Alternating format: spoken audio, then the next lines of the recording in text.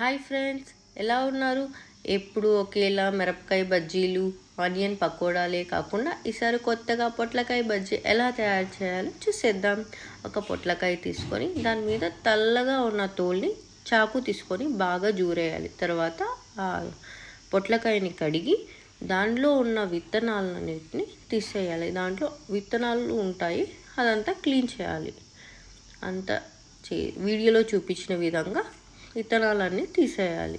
తర్వాత చాలా లావుగా కాకుండా చాలా సన్నగా కాకుండా చిన్న స్లైసెస్గా రౌండ్గా కట్ చేసుకోవాలి.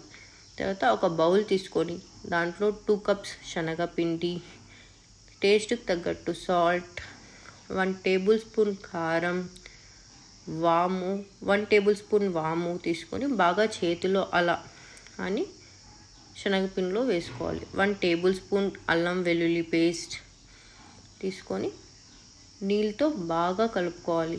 మనకి బజ్జీ పిండిలా గట్టిగా కాకుండా కొంచెం జారుగా వడలు వేసే విధంగా కొంచెం జారుగా ఉంటే ఈ పొట్లకాయ బజ్జీలు కొంచెం టేస్టీగా చాలా బాగొస్తాయి. బాగా కలుపుకోవాలి. ఒక బాండి తీసుకొని దాంట్లో ఆయిల్ వేసి బాగా వేడి చేయాలి. తర్వాత పొట్లకాయలు ఆ శనగపిండిలో అద్ది ఆయిల్లో వేయాలి. పొట్లకాయ చాలా లావుగా కట్ చేస్తే పచ్చిగా అనిపిస్తుంది, కాబట్టి కొంచెం మీడియంగా కట్ చేసుకోవాలి. ఇప్పుడు ఈ పొట్లకాయలు గోల్డెన్ బ్రౌన్ కలర్ వచ్చేంత వరకు బాగా వేయించుకోవాలి. ఎవరైనా ఇంటికి గెస్ట్లు వస్తే ఇది ఈజీగా ఒక 10 మినిట్స్లో అయిపోతుంది మనకి. కాబట్టి ఇలా గోల్డెన్ బ్రౌన్ కలర్ వస్తే చాలు. మనకి అయిన తర్వాత ప్లేట్లో సర్వ్ చేసుకోవాలి.